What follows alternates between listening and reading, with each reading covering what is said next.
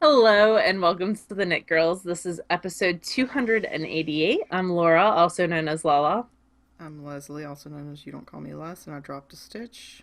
Oh, that's terrible. Pick it Uh, up, pick it up, but pick it it's up. just in stockinette, so it's easily fixed. Oh, that's good. Yes. So this is episode 288. You said it Yep, it's is. February 15th, Yep. 2016. And it is 14 degrees and snowing again here Aw, in it's Jersey. like in the 50s here, I feel like. Or it was yesterday, but we have had rain all day. Yeah, it's So snowed a lot here. it's going to be 72 here on Saturday. Yeah, I might go to the zoo and see the pandas. that's pretty awesome for you. I know. I'm excited. I Um, might not. It all depends on how I feel Saturday morning. I can guarantee you I will not be going to the zoo. Mm. The Philadelphia Zoo, though, is amazing. Like, they've got these cat walkways that are above that. So I hear, I follow them on Instagram. I haven't been to the Philadelphia Zoo since I was quite small, but Well, this is a knitting show usually, so we'll start with that. So I haven't been knitting a ton this week. I've been doing a lot of other crafts, but I do have a tiny little bit of knitting to show. If it's even one stitch, it counts, right? yep, that So totally counts. I'm knitting on a sock blank from Gail's Art. This was an extreme one. It's just the beginning, so it's mostly this sort of tealish She has blue. an update tonight, I think, of other extreme sock blanks. Don't need to know that. So I haven't really got into the color changes yet, but I'm getting there. Oops, that's the bottom, not the top. So this is where I am now. Ooh, Um, so again, I've only knit like an inch on this since last week. I knit a little bit on it Saturday night. Michael, my husband, and I were watching Zoolander so that we could then yes, go see Zoolander 2, which is now in yes. theaters, which was it's really like dumb but funny. I mean, you can't take it seriously, but it's a funny movie. And there's lots of cameo There appearances from are. people. Neil deGrasse Tyson is hilarious in it, but he's also my man. So, and then Benedict Cumberbatch is in it in a very unexpected way. Really? When he came on screen, I couldn't figure out who it was, and then at the end, like it shows, it gives the Yeah. credits, and I was like, "That's who that was." Oh, I cannot wait. Yeah, it was pretty funny. Anyway, that is not knitting. So this week, in the spirit of craft all the things, learn something new, Yeah. I decided I was going to be insane and create something for Laura's mom. Laura's mom collects sheep figurines, She does. and Though she has pared down the collection since she's moved. oh, this isn't getting. This is going to be a collector's item. It Wheezy can take it up with me. can go in her studio room. Yeah, in a revered place. So I decided I was going to make one of these African flower animals. And this is a Those Heidi are Bears pretty. design. She's got tons of different My animals. sister did the hippo, I feel like. I love the hippo. I saw one when I was in the Baltimore area, but I can't remember the shop's name. Maybe it wasn't Baltimore. I don't remember. But yes, it is super cute. The directions just for this one are 37 pages, Whoa. but not because it's super complicated. She explains it several different times. One way for people who read charts, one way for people who prefer written directions, and then there's visual directions as well. Um, So which set of directions are you using? Usually with crochet, I would do written directions, Uh-huh. but surprisingly, this has taught me to read crochet patterns. Ooh. So that's been really helpful. So I'll just show part of one. There's a creative bug class on that too. So this is just part of one of them. So it shows you double crochet stitches, some single So that's crochet like a stitches. chart. Right. But it goes because crochet, well, these particular items in crochet they go circularly. It's not a flat chart. It's Kind of like granny squares. right. Okay. So this particular item is made up of hexagons, pentagons, octagons, squares, and one heptagon, which What's is a a heptagon? seven-sided one. Seven Huh. sides. Yeah. Why So isn't it a septagon? If I don't it's know. I'm just reading what it's called. But she's got like really helpful directions. So as you're putting them together, she shows you which sides connect to which parts. oh, There's that's pictures of awesome. everything, and then on her website, which she directs you to, there's free tutorials on how to like join as you go and all this other stuff. So I say Whoa. all that so that you're not too shocked when I show you this craziness. But um, the little pieces of this actually go pretty quickly. Now that I've gotten back into crocheting and I remember how to do these, I'm getting that muscle memory back. Uh-huh. So So, background of your crocheting. You crocheted before you knit, I correct? did, but very rarely. Like my mother made my sisters and I each very simple double crochet like chevron blanket, Uh-huh. and I'd maybe crocheted a few things like a blanket and then a couple of like square shawls and a scarf, I think, over 10 years or something. It's just something I did occasionally, Yeah. but not with any real fervor. And um, thank goodness for the internet where I can go back and relearn things. Yeah. So I've got all these little, like this is a hexagon. Look at how cute that So is. I'm using, you can use as many different colors as you want. So as an example, she's got some crazy colored ones. You can use shades of the same color. You can use all one color if you want. But I wanted to use like the sheep to be one color, which I'm using a Loopy U Solids in the oyster colorway. Huh. And then I didn't want to have to mess with changing colors on every row for the inside, so I'm using Gamut, which is in another Crafty Girl. Oh, yeah. I've got the sparkle base, so Oh, that's so pretty. um, and as of right now, I've got these four hexagons, and you don't finish the last row until you're actually joining it to the rest of it. So I've got all these crazy ends, but the best part of this, so this is the part that is put together. And there's really no great way to show this because so this is the belly, which is an octagon, The belly of the lamb. and then these are the feet. I've got all the feet done and put on there. So how are you gonna, it looks like there's some holes in it, like There with are, so it's not stuffing. going to use, I'm not going to use fiber fill because it could come through. I mean, if Uh-huh. like, so Mama Loneman has grandchildren, and grandchildren play with things, which is fine, but I definitely wanted to make this so that it wouldn't, like, you couldn't pick out the fiber fill. So Yeah. I'm probably going to cut strips of like an old pillowcase or something so that it's stuffed with fabric, Hmm, um, interesting. just so that it's harder to pick that fuzz through. Yeah, you could like sew a lining for it too. Ah, clearly you haven't seen this thing in person. No, I'm There are just a seeing lot of angles in this sucker. So I've got like the. little mini bean bags. You can make a plethora of little mini bean So bags. if people have ideas, I would love to hear them. Fiber fill would probably work best, but again, I don't. In order for me to use to crochet this at a tight enough gauge that you couldn't pull fiber fill through it, my knuckles would hate me. Oh yeah. I'm already using a 1.75 millimeter hook, so it's What kind already of hook pretty is tiny. that? Huh? What kind of hook is that? Is that a natty? It's a boy. Oh really? It's just I went to Joann's and got it.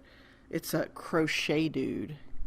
Oh, that's actually like a brand. Yeah. So it's got like I've this seen that guy at Stitches, I feel like. squishy ergonomic thing, which is helpful.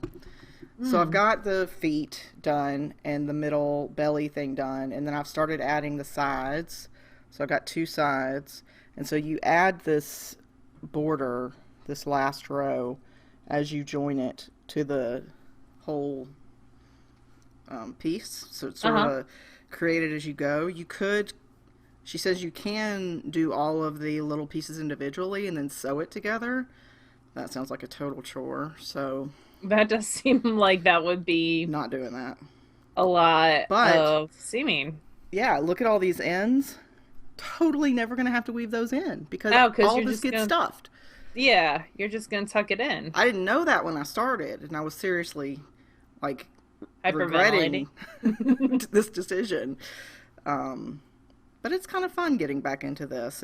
If I like how this turns out, I might make a hippo for myself. You should totally make a hippo for yourself. Um, but yeah, I like You it. also should make Twinkie Chan on Creative Bug has a little sloth. You should totally make that too. Is it crocheted? Yes, Oh, it's adorable. And her video is so fun. Twinkie is hilarious. Um, so yeah, I'm using Gamut as the um, sort of stain. I like the way it looks, kind of like stained glass. Oh yeah. And And Gamut's so pretty. So how much of each yardage wise are you gonna use? well, I had like 5 grams left over from the scarf that I wove with one skein of Oh Gamut, yeah. and so I used that for. Once I did the feet, I was It's gone. done. So I wound my other skein of Gamut. You wound it or someone else wound it? My son, I convinced him to wind it. So His he's, like value just upped I plus know, 10. right? But I had to sit there and stare at him. I was like, keep the speed steady. Stare, stare, stare. Because he used to try to help and he would go really fast and then stop. And then it would just be a disaster. Yeah. So yeah, Gamut and Loopy use solids in the oyster colorway. So how much? I don't know yet. Okay. She tells you in the pattern. It's like, probably altogether it might be 400 yards, like both colors, but probably not true. I I hear don't know. crochet Uses a lot more so, yardage. yeah, That's the word on the street. yeah. But you can adjust like the size of this just by going up, with gauge. You can make a giant one using The like one, super bulky. yes, the one that I saw at that shop, and now the name escapes me and it's making me crazy, was huge. Like it was a big old thing. And it made me happy, and I wants it. So, So I foresee like a Knit Picks super bulky order happening soon. yes. Mm-hmm. Where do I put it, and why do I need it? Those questions do not need answers. It can sleep between you and Michael. I should make one as an SSK mascot, and everybody needs pictures with it, and then we raffle it off. That'd be cool. But But then it now wouldn't be I've yours constricted anymore. myself to make one. No. Yeah, I it don't- wouldn't be mine, but I don't. That doesn't necessarily bug me. Okay. It could bring joy to so many other people. It could. It could be like the cat sweater of SSK Seriously. Okay, 2016. I'm done talking now. Okay. It's your turn. I have 3 works in progress. So the first is living in a Sherlocked bag. And it's hilarious. I took this bag and so this past week at work, I was sick Tuesday. Well, I was really sick like Monday afternoon and then Tuesday as well, and I still have that throat crud. And we recorded Tuesday, so y'all know that. So I was off Tuesday, but I went to work Wednesday because it was Baby Alligator Day, You can't miss Baby Alligator Day. and so was Thursday because the baby alligator can only work half days. It's limited. It can only do 4 hours at a time. I'm glad they're looking out for the welfare It of has Baby like a Alligator. union. So It baby makes alligator. me laugh and it makes me happy. Yeah, I know.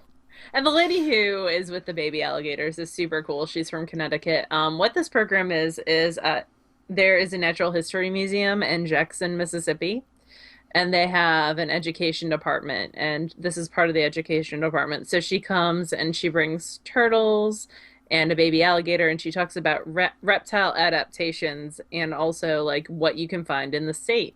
So like the only terrestrial turtle you can find in DeSoto County, which is where I live, is a box turtle. Hmm. But there are over 50,000 alligators in the state of Mississippi. No crocodiles. Because Crocodiles are saltwater, right? well, no, they like it where it's like, I think they can be saltwater, but they also like, you think of them around like the Nile River. But they like it where it's like summer year round. So the only place in the U.S. that there's crocodiles is like southern Florida. Hmm. but both alligators and crocodiles are crocodilians. I learned a lot this week. I learned They both something. have a lot of teeth, and I stay away from They them. do. Crocodiles have like a V shape, and alligators have a U shape snout, and that's how you can tell the difference. They also have hollow teeth. So when they bite Hmm. something and they lose a tooth because they're typically biting through bone, um, that their teeth are hollow. So there can be up to like seven other teeth nestled inside. They have like Russian Wow. nesting dolls of teeth. So it's like sharks where they have like, well, no, theirs are underneath. They're not an additional row. Now these are like within each other, like Hmm. little nesting dolls. That's a Anyway, pretty weird evolutionary leap, but cool, I this guess. they're like evolution wise, they're from like the time of the dinosaurs. Yeah. So cool. Anyway, so she had a bunch of different turtles, a box turtle, this turtle that's got like spikes on it Hmm. that you can find in northeast Mississippi. And it looks like a little turtle from like Mario Kart with the spikes, but it's not. Is he named Um, Bowser? no, and I can't remember its name. It's an aquatic turtle though. It's a freshwater aquatic turtle. Hmm. You can tell the difference between freshwater aquatic turtles and saltwater turtles because saltwater turtles, ocean turtles have like flippers, Mm-hmm. and freshwater have The like flat webbed. feet. Yeah. Yeah, they're webbed. Anyway, all the turtle and alligator knowledge of Mississippi. So while she is presenting, I am just like supervising kids. So I sit and I knit on my socks and watch them and make sure that they are acting appropriately. So I got a decent amount of sock knitting done. Yeah. So this is Harold's Purple Crayon Colorway from Desert Vista Dye Works.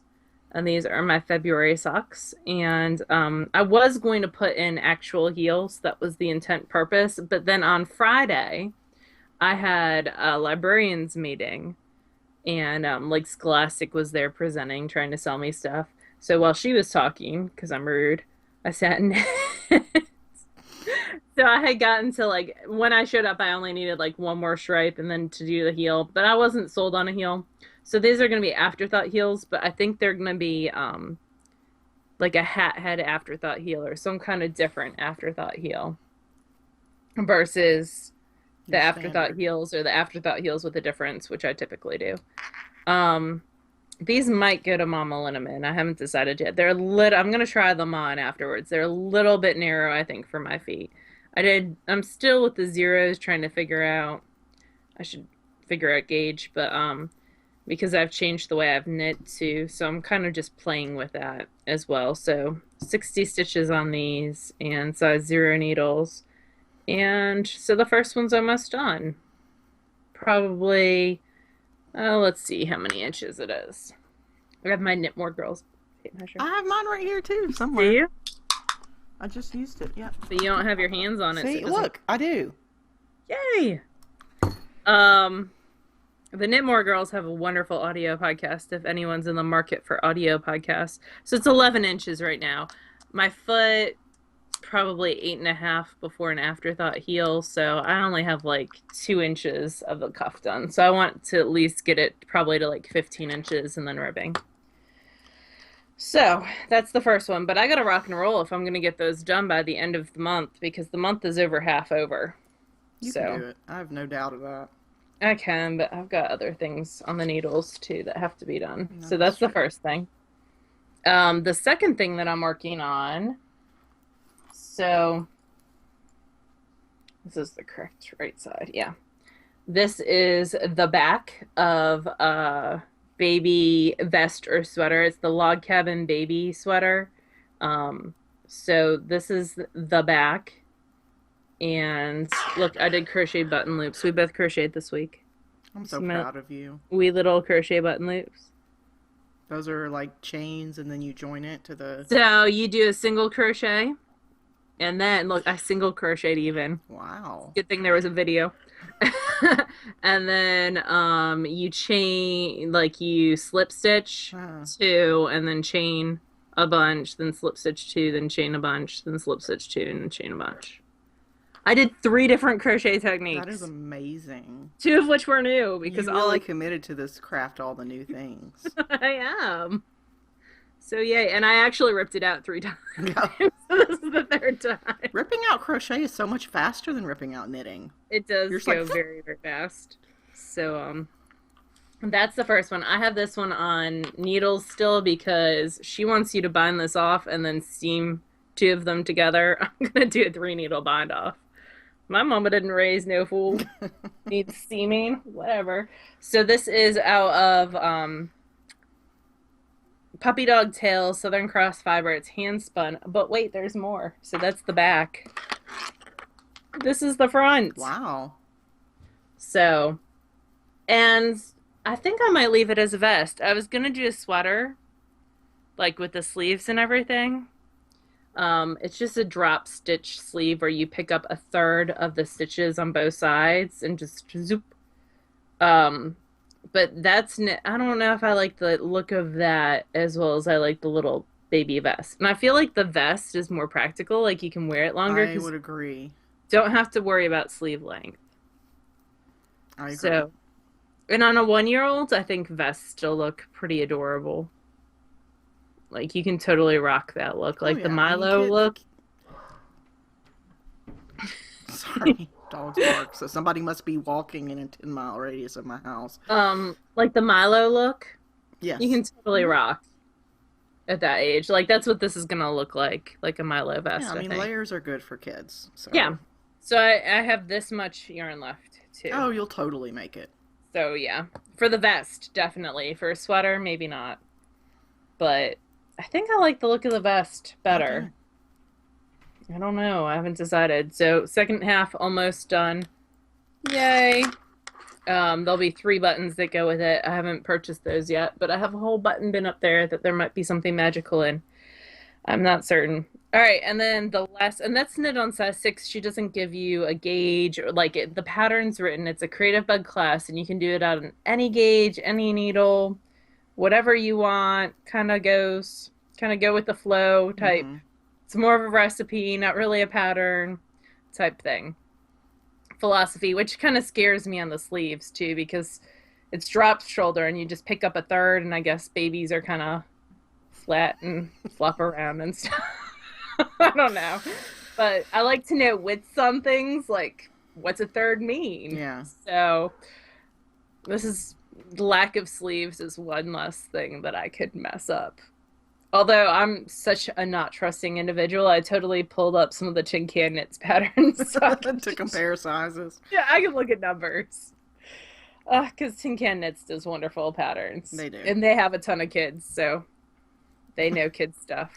I don't know if they qualify as a ton, but Well, what, 3 maybe? I think 3 between them, yeah. 3 or 4. I think there might be 4 now. I don't know. But they did a whole baby collection, so they know the baby stuff. They also have a very cute new baby blanket. I was going to take a drink, and then I realized I wasn't done yet. So, Wow, you're almost done with that. this is... I know. This is for... Love not of for spiders. It's Love of Spiders. And it is done with the slip stitch section. Which is that spider webby look. Yeah, this one down here that's all slip stitches and spider webby, and there's probably a million mistakes, but we don't look too close at it. And so you do, she said she got 9 repeats done, and then everyone who's knit, including her testers for the most part, has only been able to get 8. So you repeat it until you have 5 grams left. Here's my dilemma. Whoa. Yeah. So according to my one scale, this is nothing. Like it won't It doesn't even register as an amount. And then my other scale, like that's my postal scale, which I use, can do like up to 20 pounds or 40 pounds or something. Like it can do large amounts. And then my little scale, so I tricked it. I put this on, and then I put like a tape measure on, and then I took the tape measure off. And so at that point, it was reading 4 grams. And my little scale says that this is 5 grams. So I'm believing that my little scale is accurate. I got to get 2 rows out of it, and that's it. It doesn't sound like much, but how many stitches are on that shawl? At that point, they'll be around 500. Yeah, that's a lot. But it's a slip stitch pattern, so it's the same pattern that's up here. So you're slipping every other stitch. So really it's like a row and a half. We'll see. I like to live dangerously. So I got 8 repeats done, and I am on the bottom bit. So there's a garter stitch section that's going to occur, and Mm-hmm. there's going to be slip stitch, then there's going to be garter stitch until I run out of, until I get down to 7 grams of this color, which it seems like there's a ton of this left. Oh, there is, but it's going to go a lot faster when you're just working with one color. Yeah, and it's garter stitch. So Yeah. the slip stitch pattern was taking me around 25 minutes a row. Mm. But I just timed myself on the regular garter stitch and it's at like 12 minutes a row. So, but it's still increasing. So it'll be over 500 easily by the time it's done. Easily. This has to get done by the end of the month for an owl that I'm doing for the Harry Potter Knit and Crochet House Cup, along with the body of a sweater that hasn't been started yet. Oh gosh. At But the end it's of a the month? yes, but it's a bulky weight for Julia. So it's like 300 yards. Oh, okay. Well, that's different. But still, That plus you've got to finish your Desert Vista socks. oh. You need to get knitting. I've been knitting. I've been knitting like 4 hours a night. That's how long like one of these sections, one of these 8-row repeats was like taking me like 4 hours a night. Because I've been watching Murder, She Wrote, which is like 50 minutes, and in between episodes, I get up and clean 8 things, and then I can sit back down. Mm, But which is a good way of doing things. yeah. So you need to get up and move around. So that takes like less than 10 minutes. Why 8 things? Why not 8 things? Why not 7? Why not 10? Because I like the number 8. So there. 8's a good number. It's It's more than 5 by a little bit, by 3 actually. but you don't have to commit to 10. Yes. I've always done 8 things. I don't know why. For forever. I must have read it somewhere because I can't see myself coming up with that number I vaguely on my remember head. something like that called like commercial cleaning. So people would get up during commercials and Yeah, clean. something like that. Go see Daddy. Yeah, anyway, I just shoved in my headphones. I don't know if you weren't getting an echo, were you? No, Okay, because they were a little bit out. no, no, you're good. Okay, so almost done.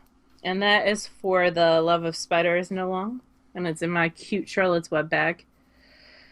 So hopefully that will be done, hopefully by the next time we speak, because I got to get that sweater started. That's the plan. If I could get this in the vest, because now I'm worried, so it's definitely going to be a vest. If I can get this in the vest done by next week, I would be a little bit happier about where I am on things. And I'm going to knit on it right now and probably the rest of the night because now I'm going. You talk about your spinning first. Do you have any to show? Yeah, I have a little bit. I still have the Il oh Tramento? yes, the Into the World El Tremento on Falkland. I still have the second third of this on the wheel because it's gonna be a 3-ply. I have a jumbo bobbin for the Lendrum coming because I do have the jumbo flyer head and I'm going to test Acreworks' new jumbo bobbin for it. Hmm. So I'm going to hopefully get this. I think they said it would ship the 18th, so or 17th or 18th. So I'm gonna get this hopefully done this week so I can play with that lots. And then I'm going to totally spin some crazy art yarn on it too. Man, I got a lot to do. And I still have the wool pierogi roll eggs for Eloise on the wheel. I did a little bit of spinning on that this week as well. Oh, I was going to talk about my garter stitch heel socks, the Lucy Neepy Mm-hmm. Desert Vista last month. Totally wearing excellent. Hmm. Really enjoying those Does socks. it feel weird on your heel? Or? Does not at all. Nope. And I like they're not sliding down. They are fitting perfectly and working out well. So I've worn them twice. I'll let you know after I wear them a bunch more. But they're Cool. really wearing well. That's definitely going to be a heel I add back into the repertoire at some other time. I might try a different heel for every month. Ooh, So, that'd be a good plan for like next year.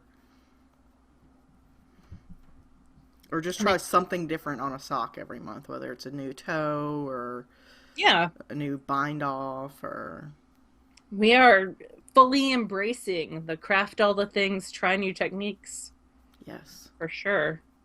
So that's it for me for spinning. That's all I got. I have a little bit of spinning. I started while we had a house guest last weekend and then finished up half of it last night. Ooh, I want to see. So this is Enchanted Knoll Farm, and I've linked in the show notes. She is still putting out bats, thank goodness, because her stuff is beautiful. So Is this that is for your spin your bin? yes, Before I this is interrupt. the Okay. second of the things that I've sort of created in my quote unquote bin. So the glare from the lights is kind of killing It's the so colors. shiny. It's got yeah, it's wool silk. There's some tinsel in it. This one is called Dune.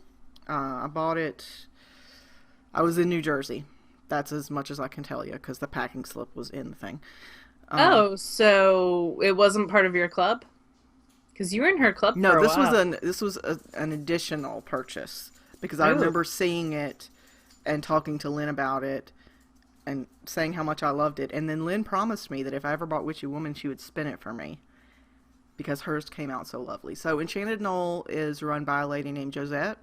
She makes absolutely beautiful things. Linked her in the show notes. We also purchased some things before we started the show. it happens. So this is 2 ounces of a 4 ounce bat. This one is the Dune colorway. It's refusing to focus for some reason. There we go. So it's the colors look muted right now, but it's mostly like blues, browns, some oranges. It's meant to be like a sandy dune, on the Yeah. beach. And it is very lovely. I've been spinning it on the Matchless, which is in my living room. I took someone's recommendation when we were talking about spinning chairs. There's one Uh-huh. that's sold on Amazon, and it's like a fold-out Yes. picnic chair sort of thing. Yes. And Did it's you get it? yes. Do There's you like like different it? levels, so there's I'll link it in the show notes when you start talking. I'll put a link in there, Okay. but there's different levels. Like there's the real basic one, and then there's like the mama bear one, and then there's like the daddy bear one with like a satellite dish and all that stuff.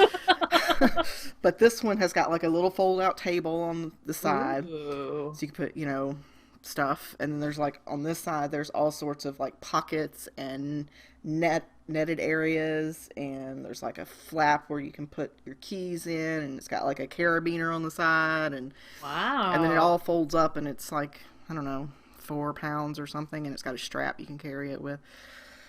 It is really sexy, let me tell you, carrying around a chair with you, but it's very comfortable and it sits at the right level for me, which was what I was looking for. Oh, cool. So I'll put a link in the show notes and thank the lady who actually linked it. She said that she takes it to her to places and has recommended several people to this particular chair, and it's great. It works for me. So Oh, good. I'll have to maybe pick one up. yeah, I'm gonna open an Amazon link just so I remember. Okay.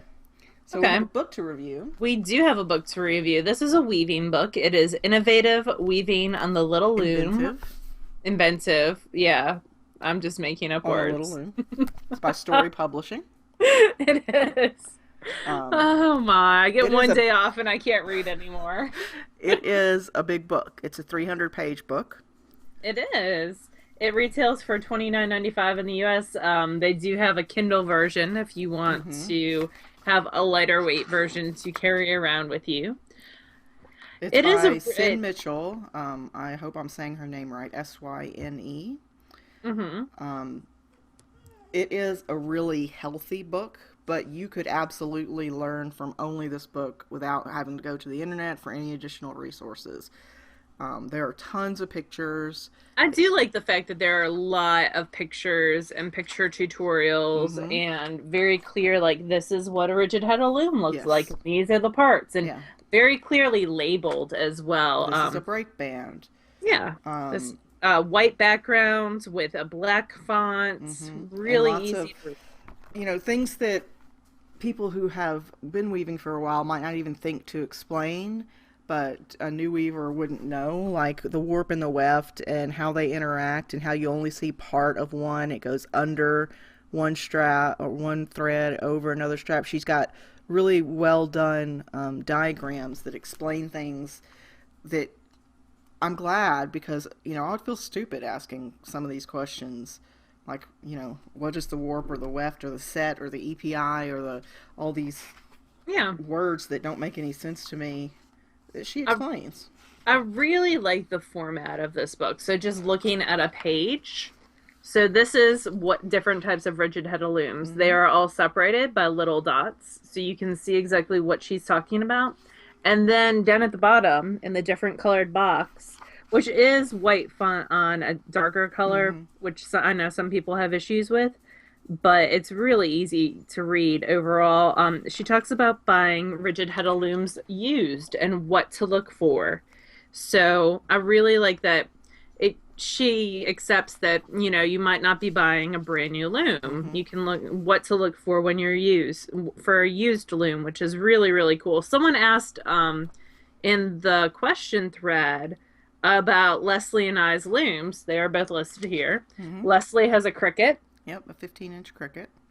And I have a Flip, which is also done by Shocked, but you can see mine is, even wider though I use and it deeper. less than Leslie, it is wider and longer, so you can actually weave larger size cloth on there. And I have a little stand that it sits on too, because I'm very fancy in the things that I don't use. Yours is also built to easily accept a second heddle. Yes. Which allows for more combination of patterns. You can fit another one on the Cricuts. It's not as intuitive. It's not built for it, so it's a little bit clumsy. And mine's much heavier than Leslie's is. So there is some math in weaving, and she talks about this. If you want to calculate to a reasonable degree of accuracy how much yarn you need for the warp and how much yarn you need for the weft, she has some relatively painless calculations that she walks you through, and then she's got a worksheet that you can copy out and use for each project that you do. But then she also says you could also just kind of, if you want to be risky and not do a swatch, which she recommends, of course, it's just like knitting, because different yarns shrink at different rates. She says you can just add 10% and allot for 10% shrinkage. You might not like the result, but you could always just do that. She goes into how to use a warping board if you want to warp out instead of doing a direct warp. I've never used a warping board, but it looks like I could follow these directions pretty reasonably.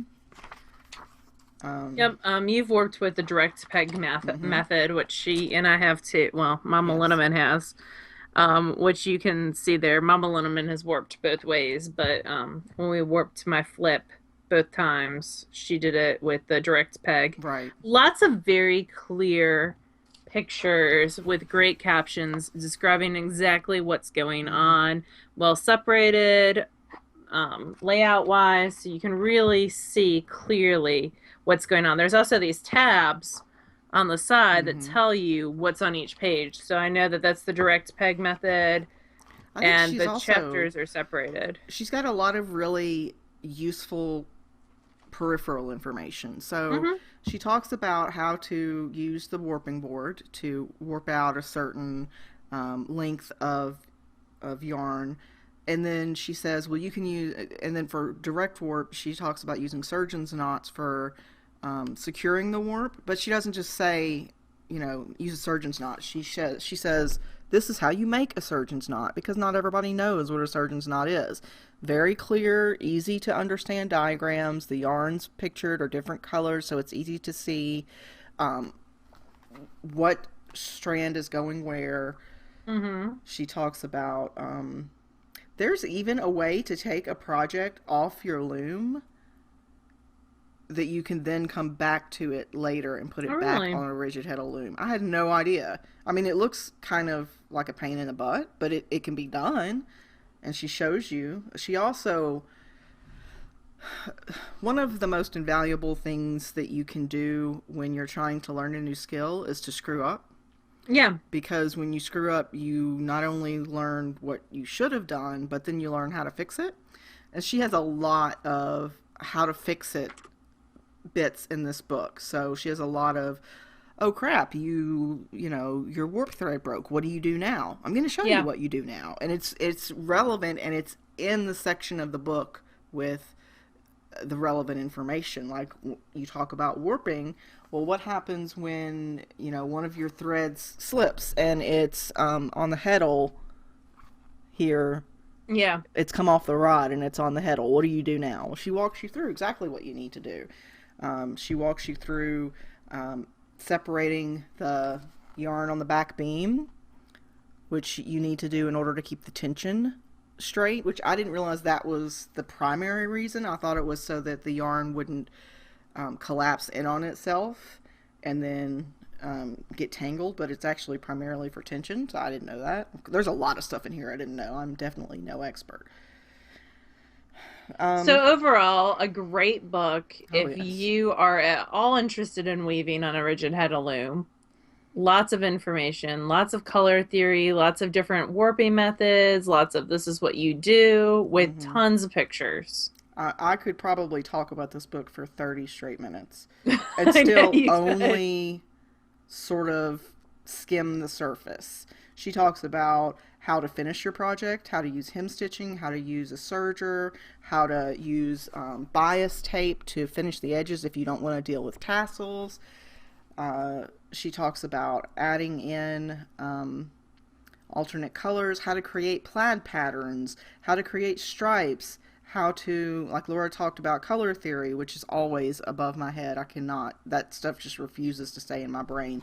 How to create stripe patterns, and a very practical way to test out if you like how those stripe patterns are created. She talks about, she even has a really neat idea of using Morse code to create a scarf. Oh, cool.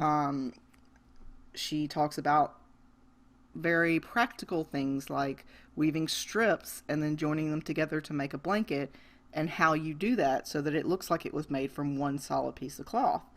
She talks about houndstooth, creating different plaids, how to do palindrome skeins to make an iCat scarf like I've done, where the colors all line up and then you warp the skein out so that all of the colors line up, and then you use a solid colored weft to sort of bring out that. Again, I'm only halfway through the book. Seriously, there Yeah. is so much It's great definitely a information. book that you could work your way Oh through, like yes, over a long period of time. It's kind of a catch-all and yes, probably the best book we've seen for rigid heddle I agree. beginner basics. But also I feel like if you were a more advanced weaver, there's something in here that you probably haven't thought of before. Yeah, and I've been solidly for years in the camp of I have no desire to add additional heddles and get into anything more complicated. And even looking at some of these really cool things, I still feel that way. But there is one thing that sort of caught my attention.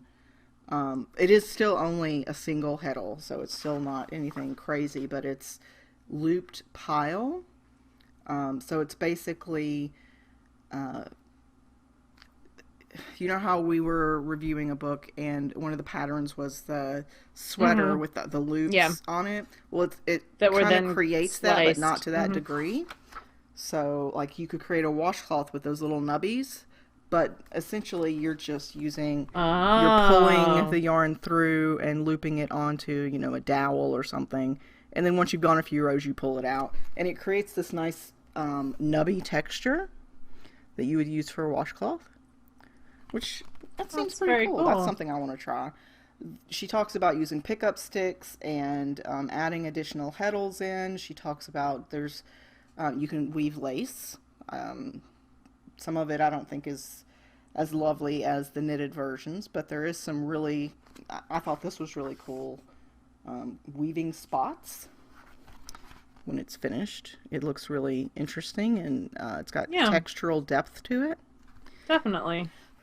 again, I'm still barely halfway. I'm going to stop talking about this book, but it is a wonderful book. It's a great resource Yes, for if you are weaving, interested in especially in learning rigid to head. weave, if you just started weaving, if you have kind of hit that spot where you're done with plain weave and you want to sort of see what else is out there, I I was super impressed by this book. Oh yeah, it's a great book. It's a great resource for Hmm. sure. And she references Jane Patrick, who has written some other really lovely books on rigid She has heddle a new weaving. craftsy class coming out too. And she works at Shocked. She actually got an acknowledgement in this book because she provided a lot of equipment to Syne Mitchell when she was starting. Yeah. So, and she's got a little blurb on the back as well. And if So, you're looking for other rigid heddle books, Jane Patrick would be mhm, the other ones that we would recommend for yes, sure. this one is probably more comprehensive. Where Janes are typically more. I'm going to give you a sort of idea of some of the cool, weird stuff you can do and what it looks like, and then let you go play on your own. It's more of like Hmm. freeform crochet, where this is more sort of outlined and structured, if that makes sense. Okay. So, No, it makes sense. giant thumbs up for me. I really liked this book a lot. Definitely. It's a great resource for anyone looking to get into weaving. It's list price is $29.95 for the paper copy. Amazon's prices fluctuate. Right now, it's about $20, but you can get the digital version for $10. So Yep, totally worth it in my opinion. for sure. So if you're Um, looking to add a new craft for Craft All the Things, you need it. there you go. Thank you, Story, for sending that Yes. our way. So we have a question, right? We do. So my video and audio are not syncing quite right with Leslie. So if I'm talking over her a lot, that's why, and I apologize. You're just rude. That's all it I am is. rude, but also I can't hear her when she talks. Sorry. um, it happens, technology, you know. We have a question from Catty Kitty J, who says, "Hello, I have a question about alternatives to silk. I love silk for its sheen, drape, and the way it takes color. However, I learned last year that silk is made by boiling the live caterpillars in cocoons. Do you know of any good alternatives, either for spinning or knitting, that don't involve boiling animals alive? It could be an animal fiber or perhaps one of the plant-derived fibers. If there isn't one that has all the properties of silk, are there perhaps different fibers that share some of the properties?" So, the silk process does include killing the silkworms. Yes.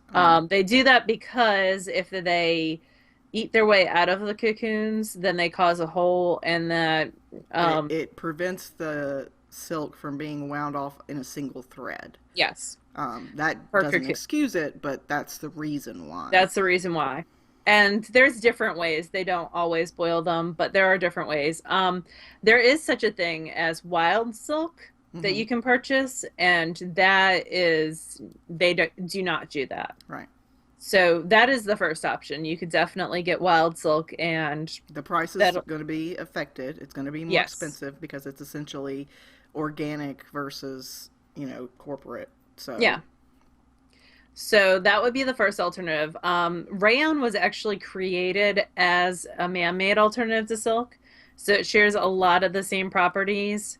It is not an animal fiber. It is completely man-made. The main difference is if you have kind of like I had with the hot glue instance, hmm, where if you have to try to clean something using chemicals, chemicals typically eat through rayon, and rayon, of course, if you get it anywhere near fire, is going to melt.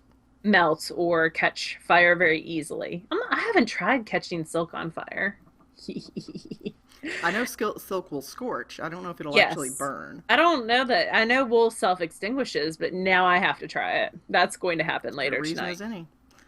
So, rayon would be the first option. Another word for rayon is modal. So, those are the same things basically. The next option would be I'm looking at my notes because I took notes Hmm. earlier because I knew I'd forget something. The next option would be tencel. Tencel is made from wood-based fibers. It uses any kind of wood pulp, and it has the sheen and drape of silk. it takes color pretty similarly, but you can find tencel by itself, but it's typically found as blends. Mm-hmm. Tencel can be made out of any kind of wood pulp. If you're being super fancy, they now sell for spinning a rose tencel that is made from rose petals and rose bushes That is fancy. wood pulp. It's very fancy. Bamboo can sometimes be a tencel. There's different ways of processing bamboo, but one of the more common is to make it into a tencel. Sea cell, which is seaweed, is basically a Mm-hmm. tencel. Um, there's a ton of different fibers that are based, like the soy fibers, like Milk corn, fiber is one, milk right? would be one too. And I have no idea how that's made. They take the protein out of it. No. I've Um, spun with it and it's nice. yeah, It's very similar to silk, but soy silk. Those are like the main ones that are going to mm-hmm. have most of the sheen of silk, take colors fairly similarly, but you're going to find them more in blends than anything else. And that's probably a good thing, to be honest, because while they do have a lovely shine and drape to them, they have no memory whatsoever. No. Whereas wool, you can stretch and it'll bounce back. Tencel, soy silk, silk, Silk itself, yeah. rayon generally are not going to stretch in any way. And if they do stretch, they will never go back to their original shape. So those are all vegan alternatives for sure. Hmm. If you're looking just for shine, you can look at mohair. Has a shine to it.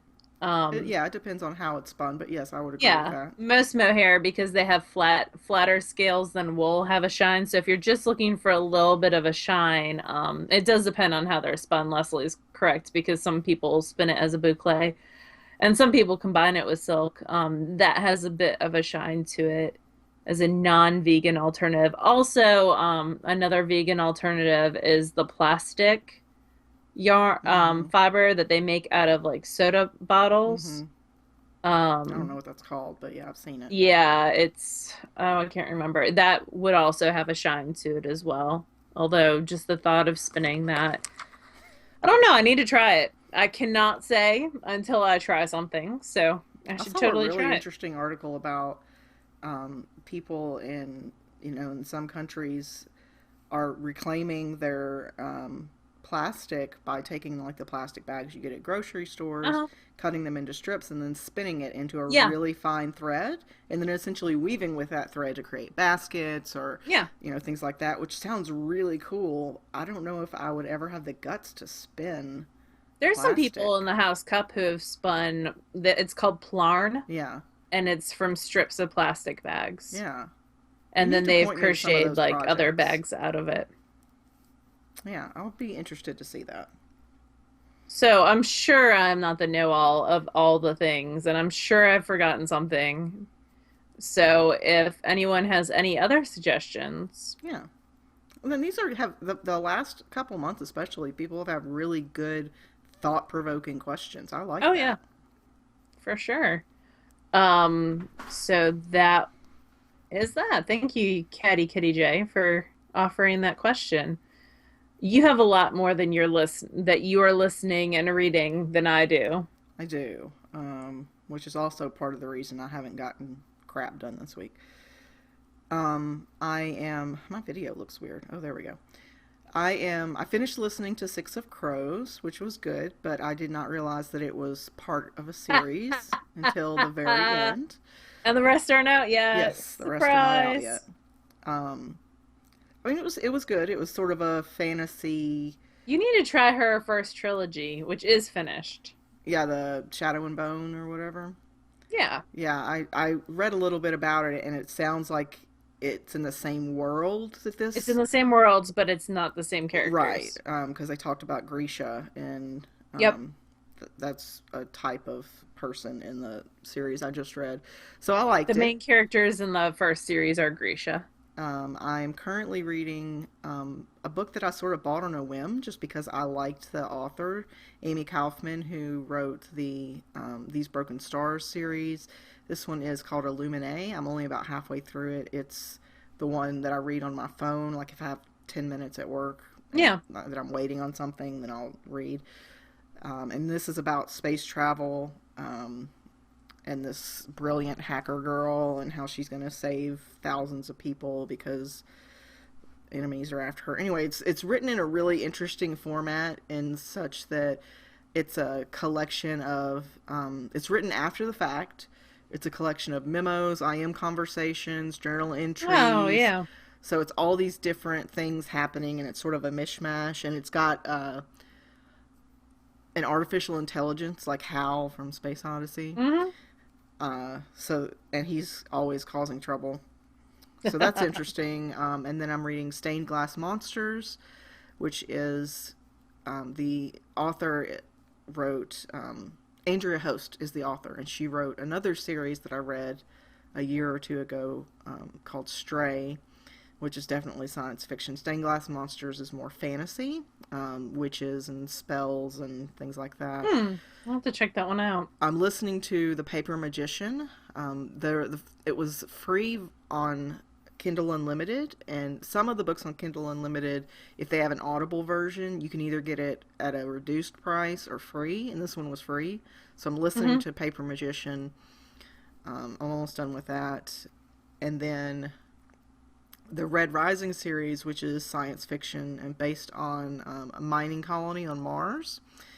And it's very, it's like everybody's in a caste system, and the reds are like the lowest, and the golds are the highest, and there's all these things in between, and everybody's lying to each other. So that series is called Red Rising. The second one I think was Rising Sun. The last one is Morning Star, and Morning Star just came out, and I downloaded it. I haven't started it yet. But yeah, so I've been reading a lot of different things. You have been. Sort of bits and bobs here and there. So, and those are just the things I'm willing to talk about. I've still got my smut that I'm not going to talk about. What about you? I didn't have much reading time at work, so I finished the second in the Clockwork Scarab series by Colleen Gleason. It was good. Less time travel, more vampires. Always good. That's the one that has Enola Holmes and Bram Stoker's sister as characters, and it's a very steampunk world. The time travel dude, just in like the first two chapters. So I was totally on board with him being in their lives. And more I'm vampires. Very biased against time travel, or I am too. It's just too easy to explain things with time travel. Yeah. So they do go into string theory a little bit in it in regards to his time travel, and I'm just like, don't care. Get out of this book. skip.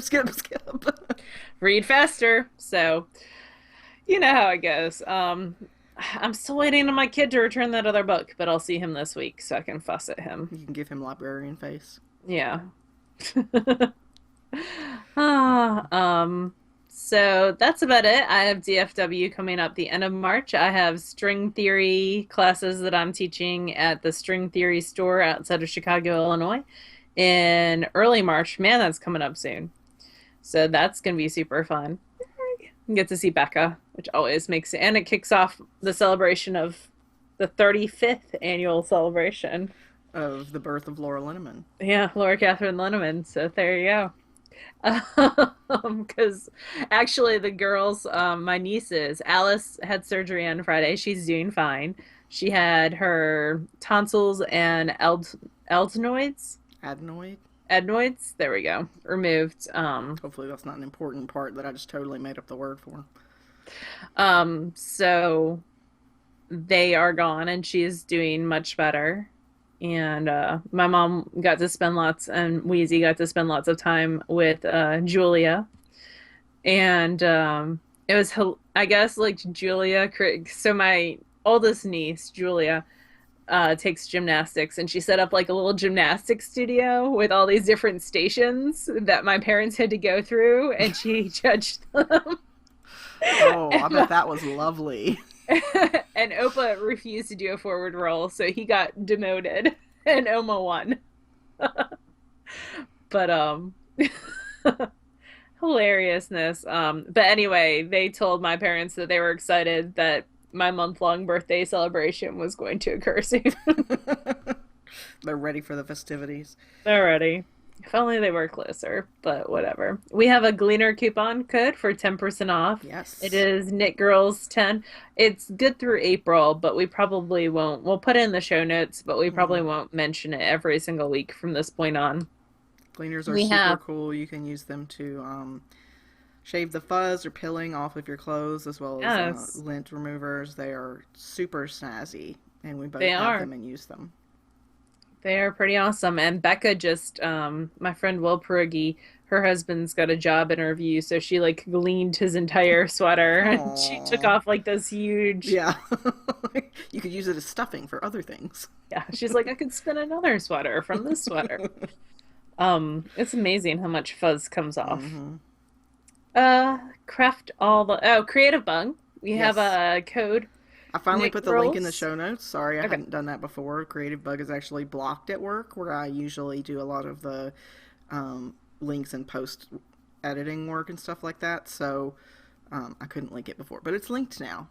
Yay. So if you do sign up, after you do your initial sign up of your name and email, then you can put in your code or whatever, and instead of getting a 14-day trial, you get a 30-day trial.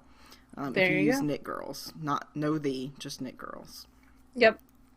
And we have a Craft All the Things that is running Hmm. from January 1st to March 31st. You can find all the details of that on our podcast Ravelry group. There's a thread for that and a Hmm. thread for FOs. There's some awesome stuff that people are doing. Yes, and it's really cool to see, but then it's also frustrating because like there are only so many crafting hours in my day, and I want there to be a lot more, like a lot more. Like infinity time per day. Seriously. I'd also like a maid and somebody to work my body out for me while I'm reading comfortably in the bed. There you go. That would be awesome.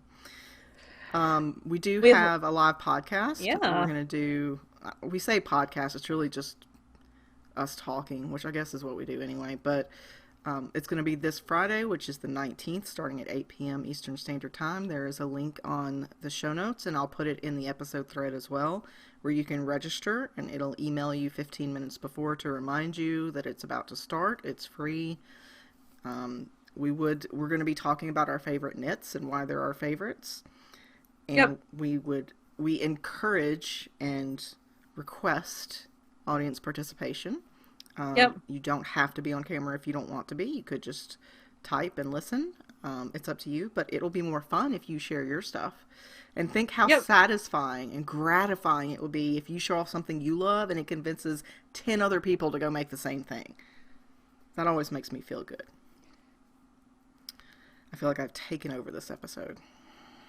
I don't feel like that at all. Um, Definitely want to thank our lovely Patreon supporters. Anyone who supports us, regardless of the dollar amount, it is sincerely appreciated. Patreon is a way for you to support your favorite shows. If they're registered there, you can basically agree to donate as little as $1 per episode. And we have on our website, there's a link on the top right side where you can support us on our Patreon page, or in the show notes. We've Yep. always got that linked as well. So we appreciate and thank those who have already helped support us. And soon it'll be time to do another giveaway. Yes, we always do that the last recording of the month. Yep. We give away handspun and yarn from our own stashes to one person. It's all the values and what makes you eligible are listed out on our page. So if you have any questions, you can go there. Now I'm all nervous, like this is the first time I've ever done this. That's all I I, got. Do you I have think anything? that's it for this week. We will see y'all next week. Mm-hmm. For sure. At which point Laura will have finished her shawl, the baby sweater, the Yep. socks, everything will Yep. be done. Everything will be done.